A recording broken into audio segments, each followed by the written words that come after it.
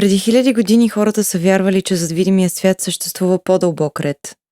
Че звездите не се движат случайно, че животът не е поредица от хаотични събития и че човекът е част от нещо много по-голямо от самият себе си. В основата на това учение стоят 7 принципа. 7 идеи, които според древните мъдреци обясняват не само как работи Вселената, но и как работим самите ние. Първия принцип е принципът на ментализма. Той гласи, че всичко е ум.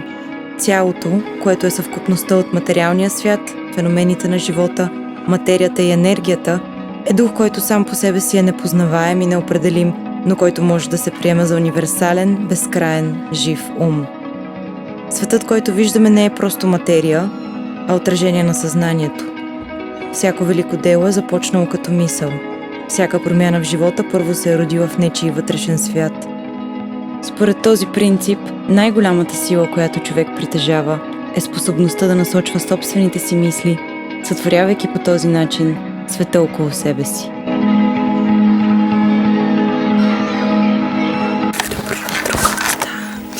Събудих се в 4:50. Буквално 5 без 10.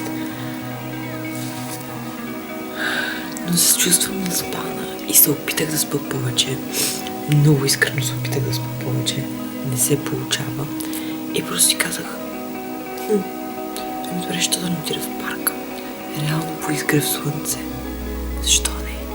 И мислех да хода в фитнес. Бях окей, мога да се пусна до фитнеса, на стречинг, но честно да ви кажа, не ми се запутва в фитнеса. И с това си казах, защо да не отида в парка и там да си правя стречинга? Това, хора, е чашката ми, която си направих на работа. Това е първото нещо, което правя за себе си и си взимам. Работа там от 6 месеца, за който не знае, аз работя в керамично студио за рисуване на керамика. Да. Омага! Изгрева почна! Виждам го как почва да става оранжево. Не ще се разрева, много е красиво. Не много е красиво, както и. Не знам какво направих. Влеги, не го виждам.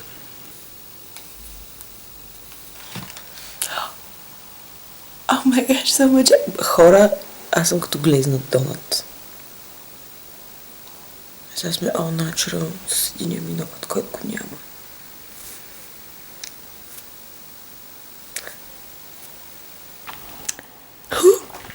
Имам търпение, защото съм толкова щастлива. Аз съм мега лихвата. Такива неща ме правят щастлива. Да! Липсва ми да влогвам, липсва ми да монтирам. Така че, добро утро. Ще прекарате една сутрин с мен. Един ден. Що не? A day in a life.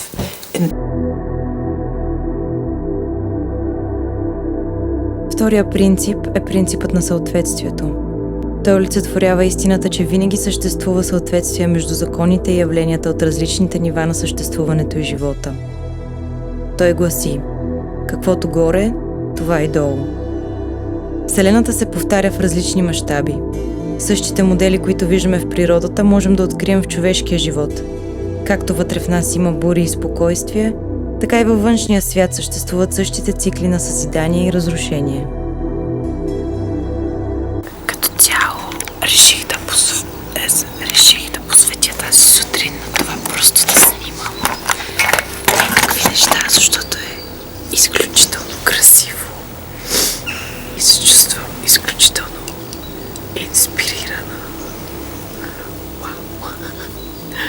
Не знам дали ме чувате. Чувате ли ме? И е толкова красиво и толкова не съжалявам, че станах. Аз ето в такива моменти се чувствам все едно наистина живея. Ето в такива моменти изпитвам най-голямото спокойствие. Душевно, физически, психически. Нервната ми система е спокойна. И осъзнавам как реално трябва да живеем. В смисъл, това е начинът, по който трябва да живеем. Наистина, когато стигна до този предел на душевно блаженство, осъзнавам, Боже Господи, Това е нормалният стейт на човека, на душата ти, на човека като цяло. И точно това спокойствие не може да се сравнява с нито едно друго спокойствие. Дори не мога да ви опиша какво изпитвам в момента. Едно от най-важните неща сутрин е просто да посетите 30 минути на слънце. Е така, да ви огрее, да ви докосне очите. Буквално аз обичам просто така да гледам към слънцето. Когато не е много силни очите ви могат да го издържат. Ето сега, примерно, малко ослепях, не ви виждам.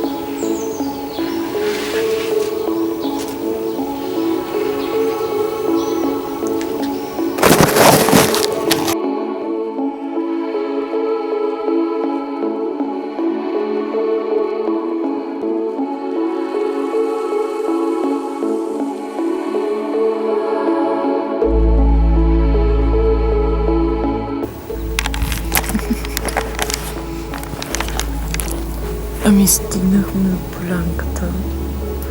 Реч се разхожда. Имаме един проблем. На мене ми се допека. Страшно много. Да. Реално... Знаете ли какво отивам да се изпиша в някой храстник? Нямам търпение да стане нормално време, в което магазините да отворят и аз да мога да си купя кафе. О, боже мой, тук ми пише как алармата ми трябва да звънне в 8. Искам да ви покажа една много интересна книга, която чета. Тате ми я даде. Казва се Кибалион. Херметична философия. Реално тя е свързана с древната философия, наречена херметизъм, на Хермес 303, какъв беше там. Не мога да му произнеса фамилията. Той е бил считан за символ на знанието и мъдростта. Поред неговата философия Вселената се управлява от няколко основни закона. Един от тях е, че всичко започва от мисълта и ума. Другия е, че реално всичко във Вселената е в постоянно движение и вибрация. Има идея, че противоположностите като топло и студено, добро и зло всъщност са различни степени на едно и също нещо. Ето ги тук. 7 херметични принципа. Ментална трансмутация. Цялото. Менталния свят. Божествения парадокс. Цялото, в кавички, цялото във всичко. Нивата на съответствие. Вибрация, противоположности, ритъм, причиняване, род, ментален род, херметични аксиоми. Реално е много интересно, защото цялото това нещо свързва не само философията и духовността, също така има и психология в него и са общото тези 3 неща събрани в едно. И дори човек да не вярва във всичко написано в книгата, мисля, че в смисъл по някакъв начин може да те накара да се замислиш за някои неща. Може би така една идея да промени начина, по който възприемаш и виждаш света.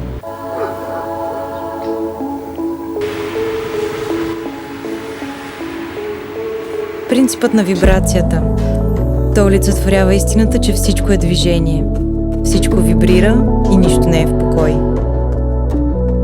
Този херметичен принцип е формулиран преди 1000 години от майсторите на Древен Египет и обяснява, че различията в проявите на материята, енергията, ума и дори духа са резултат главно от различната честота на вибрацията.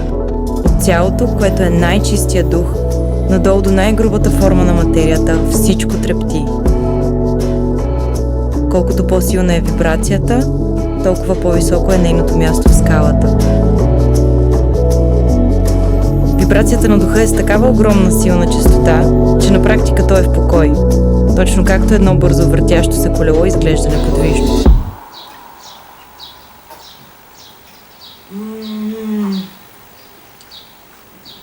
Боже, как може да е толкова вкусно.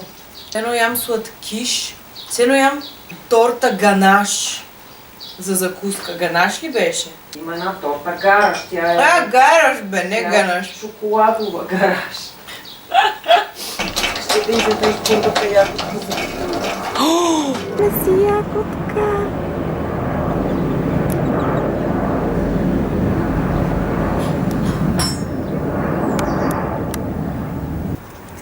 The first strawberry. Мале, каква е кисела. Не е ли озряла? Много е готина. Слушай, така че не се чувствайте несигурни или застрашени. Всички ние с главни букви се съдържаме твърдо в безкрайния ум на цялото. И не съществува такова нещо, което може да ни навреди или от което ние да се страхуваме. Извън цялото не съществува никаква сила, която да ни въздейства. Затова можем да сме спокойни и сигурни. След като човек веднъж достигне до това разбиране, светът е приятен и сигурен. След това спокойно и тихо спим, люляни в люлката на бездната, почиващи в безопасност в пазвата на океана на безкрайния ум, който е цялото. Наистина в цялото ние живеем, действаме и имаме своето битие. Само, че не е безкрайния ум, а безкрайната любов. Защото Бог е любов, а не е ум.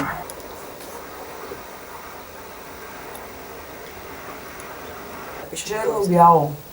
Всичко е двойствено, всяко нещо притежава два полюса. Всяко нещо има своята противоположност. Еднаквото и различното са едно и също. Противоположностите са еднакви по своята природа, но са различни по степен. Противоположностите се привличат. Всички истини са полуистини. Всички парадокси може да се помирят.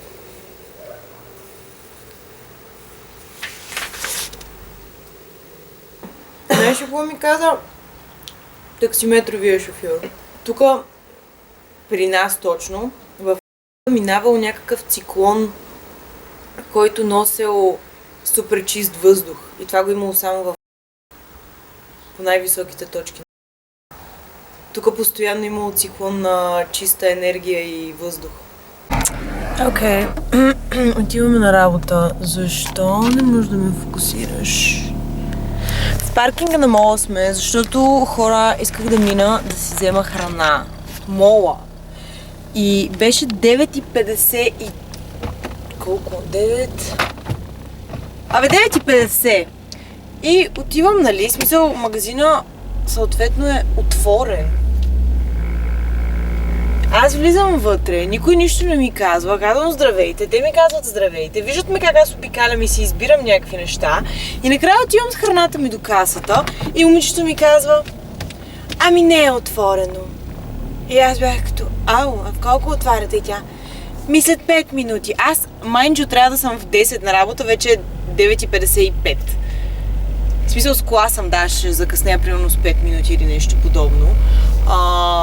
Нали, няма проблем. На къде е изхода? Ау, аз много се обърках. Аз я питам, нали, окей, в колко отваряте? И тя: ми след 5 минути.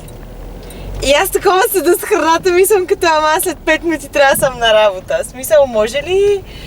Няма ли как да плата сега? И тя: не. И аз бях като: ау. Окей. Колко е хубаво! Колко е готино да има слънце! Не мога, къде ми е радиото? Сигурност на Украина разкрива.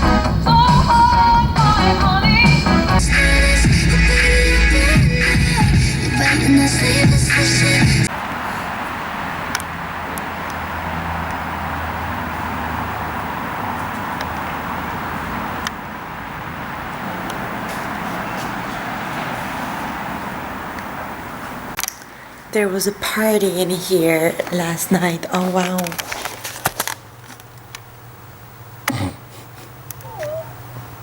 Сега трябва да чистим.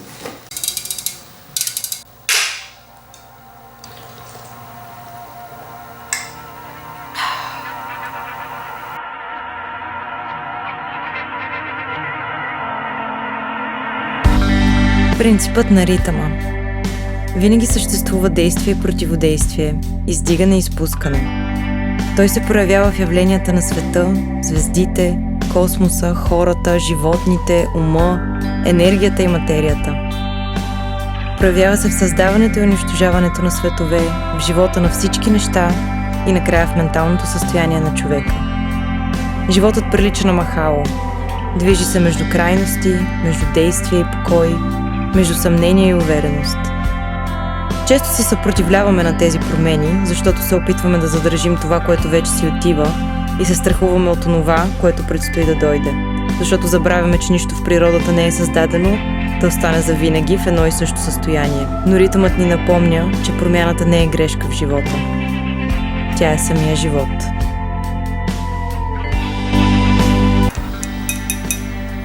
Ще седна да рисувам. Имам поръчка за една гъбка къщичка от един счетоводител, от един данъчен всъщност, който е много чест клиент тук и нон-стоп идва и си харесва някакви неща и повечето пъти си харесва неща, които са на клиенти, които са ги рисували, няма как да му ги дадем. И му обещах, че ще му нарисувам една и той каза добре. Питах го в каква концепция, той каза каквото ти роди въображението, така че ще видим какво ще му роди въображението. И така направих няколко клипа за социалните мрежи. О, аз ще трябва да го снимам и този процес. Реално. Е така бат с двете камери. От едната страна едната камера, от другата страна другата камера и просто ще снимката. Тоталният инфлуенсър. О, кокосовата ми вода се добре. Вижте колко са сладки. Ето това ще рисуваме.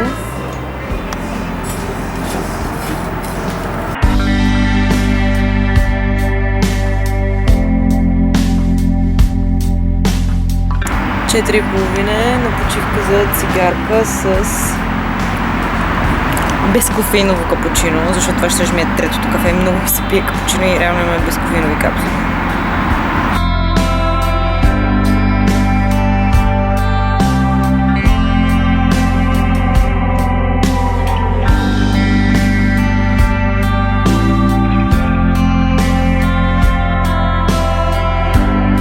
Добър вечер, прибрахме се. Накрая we changed the outfit, we went to the mall, we got groceries again. Хора, толкова ми се спи. Колко е часа? Сигурно към 7. В плановете ми днеска беше да си изкъпя косата, защото тя не е в най-красивото състояние вече на 9 дена. Просто нямам време. Май няма да стигна до там. Искам да си помонтирам малко, да изтегля кадрите, да ги разгледам. Имам някаква идея, която искам да имам някакъв креатив да съм. И искам да го започна преди да съм забравила идеята. Защото дори да го запиша на лист, някакси не е същото, като си в чувството. И го изпитваш на момента и можеш да го пресъздадеш. Защото после ще го прочетеш. Ако не съм в тази нагласа и в това чувство и в този стейт, нали? Няма да станеш, съм като, окей, какво точно съм имала предвид.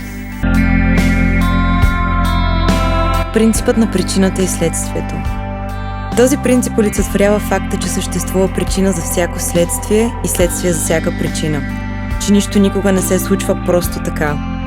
Че не съществува такова нещо като случайност, че макар и да съществуват различни нива на причина и следствие, по-горното доминира над по-долните нива и нищо никога не може да се изплъзне на закона.